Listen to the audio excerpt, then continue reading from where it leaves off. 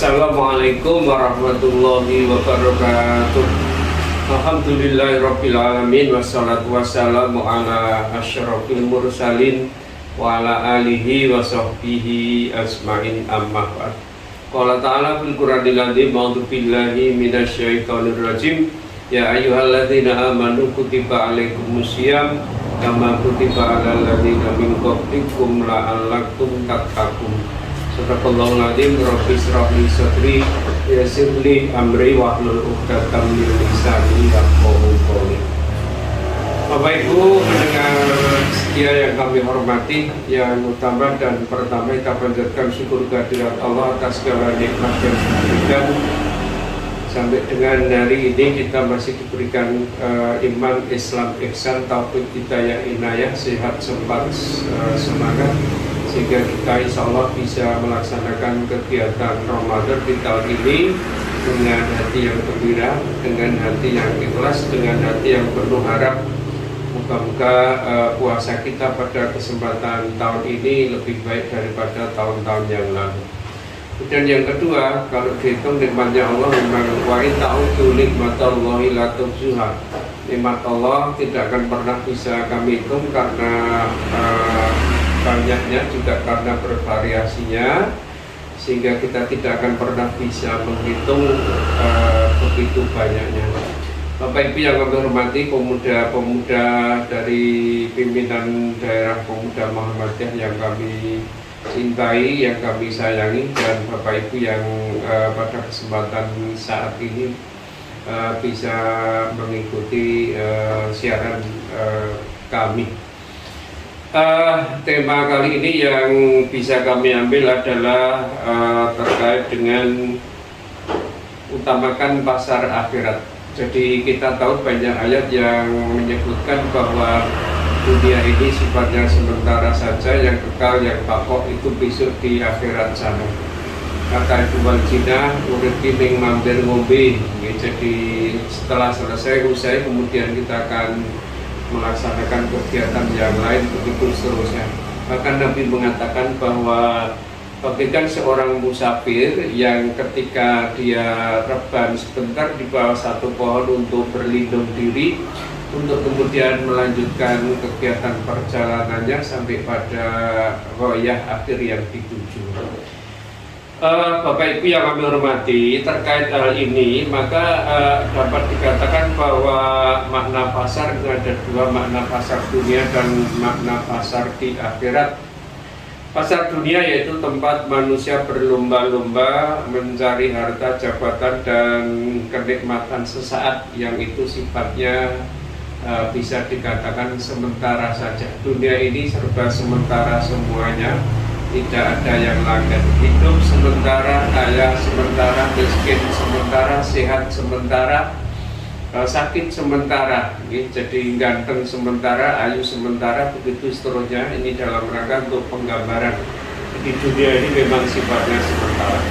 Kemudian besok akan ada pasar akhirat, yaitu tempat kita menerima hasil atau investasi amal yang dulu kita lakukan di dunia, insya Allah sifatnya kekal.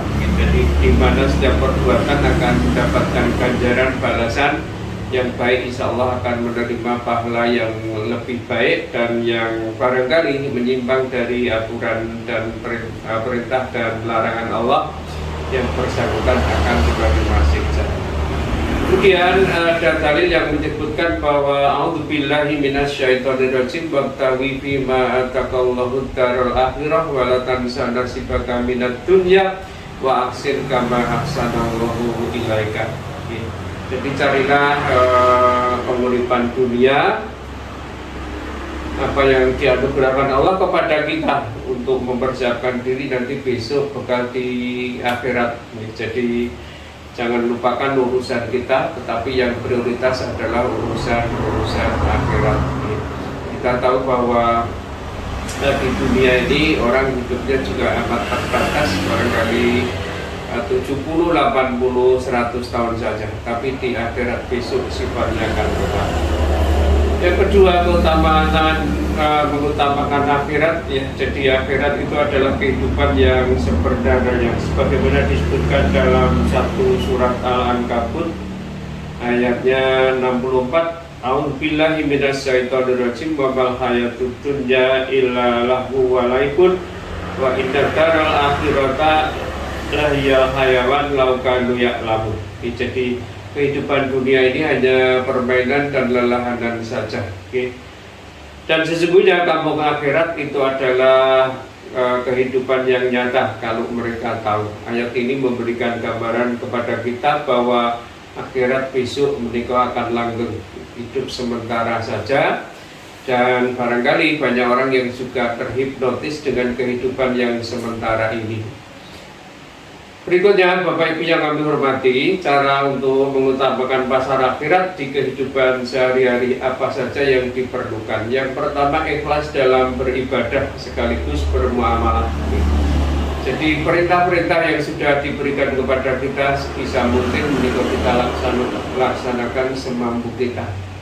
Kalau itu ujungnya perintah, lakukan dengan sebisa kita. Tetapi kalau urusan larangan tidak ada kompromi, itu harus kita jauhi sejauh-jauhnya. Jadi ujungnya puasa, sholat, sedekah, dan nama lain yang itu untuk bekal besok.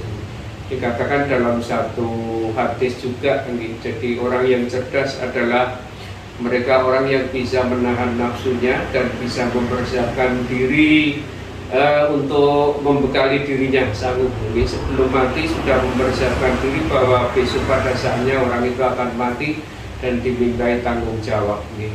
Wa amila lima ba'dal maut, dia persiapkan untuk bekal setelah kematiannya. Kemudian Nawal Haji, seorang yang lemah adalah mereka yang selalu memperturutkan nafsunya, sekaligus di dalam beragama mereka hanya lamis dohir saja. Patut-patut pada saatnya yang bersangkutan mereka tidak serius, artinya dalam melaksanakan agama hanya lelahanan saja.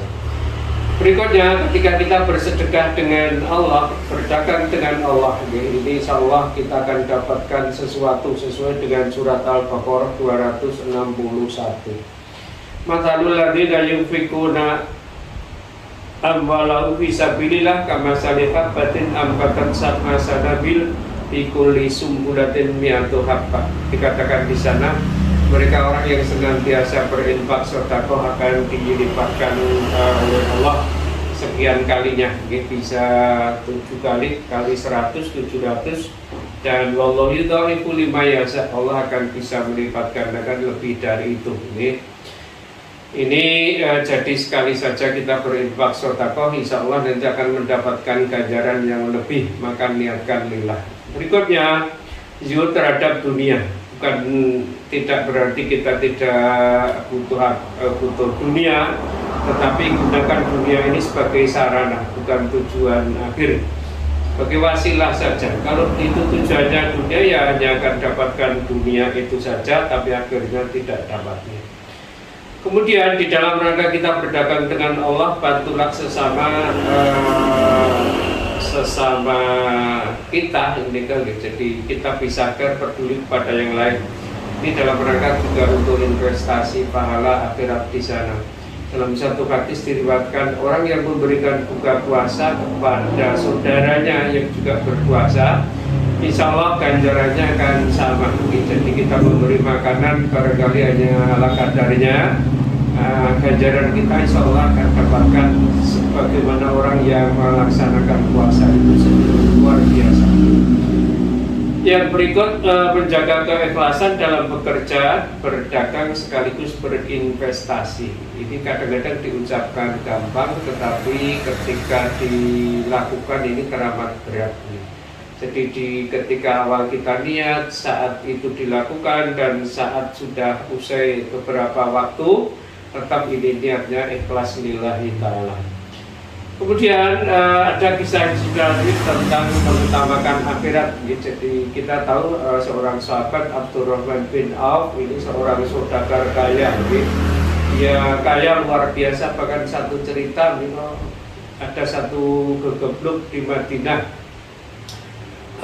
ada kurma yang rusak. Ini kemudian alhamdulillah dengan seizin Allah kurma ini dibeli oleh Abdurrahman Auf, ternyata raja dari Yaman itu kemudian membeli mencari untuk berobat, ternyata harganya sekian kali lipat.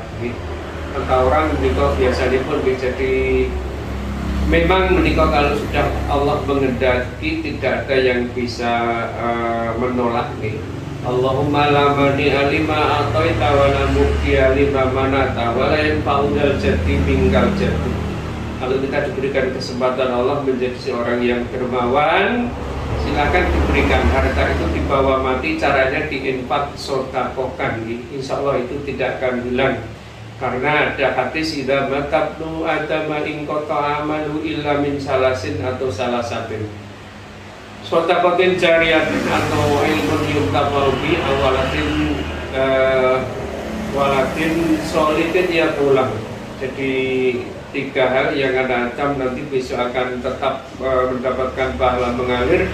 1, dia ngamal soleh ketika hidup dan sudah mengoptimalkan sedemikian rupa. Kemudian yang kedua, ilmu yang manfaat, dia berikan ilmu kepada siapapun tanpa pamrih. Jadi yang bisa kita berikan kepada orang lain barangkali perlu untuk kita aturkan. Kalau pengen kiat-kiat tertentu silakan diambil. Yang ketiga, kita punya anak yang soleh yang kemudian melakukan kita paket semacam ini misalkan kita atrapan ganjaran terus ketika kita sudah di Makbar. Berikutnya ini ada Uwais Al-Qarni, seorang miskin yang lebih memilih akhirat daripada dunia. Diceritakan di sana ini banyak nih, jadi termasuk ketika dia menggendong ibunya, ibunya teramat sangat ingin ke Makkah, kemudian dia gendong sampai di sana. Nah, sampai lecet-lecet kulitnya, tapi dalam rangka birrul walidain ini Uwais Al-Qarni kemudian mendapatkan sesuatu dari Allah. Bapak Ibu yang kami hormati, terkait beberapa hal yang sudah disampaikan. Jadi ada ayat walal akhiratu khairul laka minal ula. Dan akhirat itu jauh lebih baik daripada yang pertama. Artinya memang besok ketika berada di akhirat itu kita akan mendapatkan sesuatu sebagaimana mayazro yahsud sing sapa wong insyaallah bakal ngunduh. Jadi kata orang Jawa ya semua itu kembali kepada tanduran kita. Nek tandurannya apik insyaallah tukule apik. Nek tandurannya Allah sudah pasti dia akan mendapatkan ini bencana atau siksa atau bala dari Allah. Kemudian Bapakku yang kami hormati, para pendengar yang kami hormati juga, bahwa Islam memberikan keleluasan kepada kita, kampung akhirat atau dikatakan di sana pasar akhirat menikah insya Allah akan kita dapatkan, jadi kita dapatkan. Maka ketika seorang yang sudah masuk Islam dia akan dapatkan sesuatu. Bahkan kalau belum masuk Islam kemudian masuk Islam, ini al-Islamu yahdimu bima qablahu. Islam itu insya Allah ketika seseorang sudah mau masuk Islam, kejahatan, kebohongan dan dosa-dosa kekhilafan yang dia lakukan ini akan bisa terhapus, yahdimu bima qablahu. Oleh karena itu bersyukurlah mereka yang sudah masuk dalam Islam gitu. Jadi bahkan kita lebih ekstrim begini gitu. Jadi kalau urusannya orang Islam dengan orang kafir, dunia ini adalah bagi orang Muslim mukmin ini sebagai penjara. Karena ketika kita sudah menyatakan diri mukmin Muslim, aturan-aturan Allah harus berlaku di kita. Tapi kalau orang-orang kafir itu bebas, maka mereka surganya orang-orang yang kafir. Tapi tidak mengapa, karena mereka tidak punya aturan-aturan, mau apa saja bebas, yang resikonya juga ditanggung sendiri. Bapak Ibu yang kami hormati, sebagai penutup barangkali untuk evaluasi diri dan motivasi, Ramadan mari kita manfaatkan sebagai momentum untuk memperbaiki niat dan orientasi hidup kita. Lillah. Goalnya adalah kepada Allah saja. Kemudian jika hari ini adalah hari terakhir untuk kita di dunia, apakah kita sudah siap segalanya untuk bisa memastikan bahwa pasar kita di akhirat adalah pasar yang nyaman, yang enak, yang itu insya Allah kita akan berkumpul dengan banyak orang mukmin Muslim. Di surat Az-Zumar, wasiqal ladzina taqaw rabbahum ilal jannati zumara. Jadi kita insya Allah akan berbareng ke sana, bergerombol-gerombol mereka yang mukmin, muslim, muhsin, insya Allah akan berbarengan masuk ke sana. Tetapi bagi mereka yang barangkali kafir, musyrik, apalagi mereka juga akan satu kelompok, satu golongan dengan orang-orang kafir, musyrik, orang yang munafik barangkali ke dalam nerakanya Allah. Na'udzubillah, summa na'udzubillah. Barangkali itu renungan kesempatan hari ini. Mudah-mudahan pasar akhirat yang akan kita bangun ini betul-betul bisa terisi dengan beberapa amal-amal yang baik. Segala kekurangan mohon untuk dimaafkan. Billahi taufiq wal hidayah wal afu minkum. Assalamualaikum warahmatullahi wabarakatuh.